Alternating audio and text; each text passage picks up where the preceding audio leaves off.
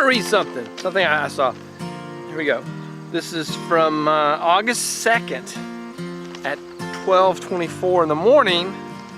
Someone who I believe I might know and who I believe is a teenager writes, I don't understand how people can be in a relationship, then break up, and be dating someone new the next day. I'm Bill Snodgrass, and this is an episode in the Young Adult and Adolescent Relationship series. I presume there was a person who was in a relationship with a person and they broke up, and then this person immediately got into another relationship. Now, if you're in your 20s, you know that never happens. That never happens when you get to your 20s. Or if you're in your 30s, you know that no one ever just jumps from relationship to relationship. Okay, they do. This is not a phenomenon that is unique to teenagers. So this is a problem or a phenomenon or a situation. This happens.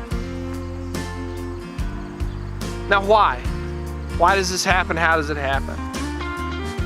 I want to throw back to a video I made called something like If It Looks Like a Duck. I think it's up here. I think I figured out that it's up here. If it looks like a duck.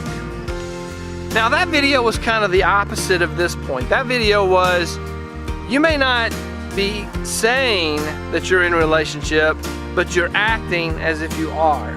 Now here's the thing about dating. The concept of dating is a status. It is a status that says these two people have declared that they are in a status. They have the status of dating. There is no requirement for there to be any feelings. There is no requirement for there to be any actual interaction that is meaningful. It is that they have decided that they are dating, and so they are dating. There are people who act like they're dating who don't claim that status, and there are people who have the status of dating who don't act like they're dating. And that's probably the answer to this question. The person who jumped from one relationship to the second relationship probably did so because they weren't invested in that first relationship in the first place. That first relationship was like, hey, let's make a club.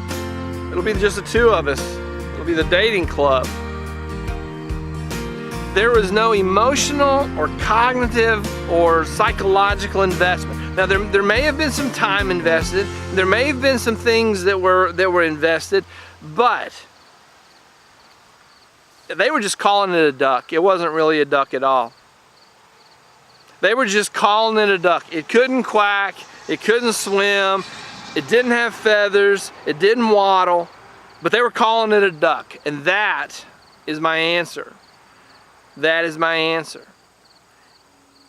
If it doesn't act like a duck, if it doesn't look like a duck, if it doesn't sound like a duck, it's not a duck. That's my answer. The true concept of a relationship is not a label that we put on it. A true relationship involves an investment of time. It involves an emotional investment. It involves a cognitive investment. It involves an investment of your whole self into the other person. You sacrifice your wants and wishes for the other person's wants and wishes. You adopt an attitude of, I want to make things better for the other person. There is a whole lot of things that go into a true relationship. And if that were the case for the person that was subtweeted in this tweet that I mentioned, if that were the case, to just go one day to the next and be in a new relationship, I don't think it would have happened. So my answer to the question, how can you do that? You can do that because it's not a duck. Ever. It never was a duck. It wasn't a duck, it's not a duck. It never was a duck. Now, I didn't get very complicated about it. One time it was a duck, and then it stopped being a duck, and it hadn't been a duck. I'm not going there. It was not a duck.